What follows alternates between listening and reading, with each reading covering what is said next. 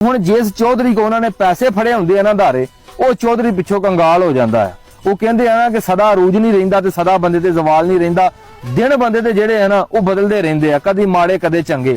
ਉਸ ਚੌਧਰੀ ਤੇ ਨਾ ਜ਼ਵਾਲ ਆ ਜਾਂਦਾ ਆ। ਉਹ ਜਿਹੜਾ ਬੰਦਾ ਉਹਦੇ ਬੂਹੇ ਤੇ ਜਾਂਦਾ ਹੈ ਨਾ, ਉਹ ਸਾਰਿਆਂ ਬੰਦਿਆਂ ਨੂੰ ਕਦੀ ਕਿਸੇ ਨੂੰ ਕਿੰਨੇ ਪੈਸੇ ਦੇ ਦਿੱਤੇ, ਕਦੀ ਕਿਸੇ ਨੂੰ ਕਿੰਨੇ, ਲੇਕਿਨ ਜਦੋਂ ਵਾਪਸ ਕਰਨ ਦੀ ਵਾਰੀ ਆਉਂਦੀ ਹੈ ਨਾ, ਉਸ ਚੌਧਰੀ ਨੂੰ ਵਾਪਸ ਕੋਈ ਨਹੀਂ ਕਰਦਾ ਪੈਸੇ। ਚੌਧਰੀ ਹਰ ਬੰਦੇ ਦਾ ਬੂਹਾ ਖੜਕਾਉਂਦਾ ਕਿ ਯਾਰ ਮੈਂ ਤੁਹਾਨੂੰ ਇੰਨੇ ਪੈਸੇ ਦਿੱਤੇ ਸੀ, ਹੁਣ ਮੇਰੇ ਤੇ ਮਾੜਾ ਟਾਈਮ ਤੇ ਤੁਹਾਡੀ ਮਿਹਰਬਾਨੀ ਮੈਨੂੰ ਪੈਸੇ ਵਾਪਸ ਕਰ ਦਿਓ, ਲੇਕਿਨ ਉਹ ਪੈਸੇ ਉਹਦੇ ਵਾਪਸ ਕੋਈ ਨਹੀਂ ਕਰਦਾ। ਤੇ ਜਿਹਨੇ ਆਪਣਾ ਪੁੱਤ ਬਾਹਰ ਘੱਲਿਆ ਸੀ ਨਾ 4 ਲੱਖ ਰੁਪਇਆ ਉਹਦੇ ਕੋਲ ਫੜ ਕੇ,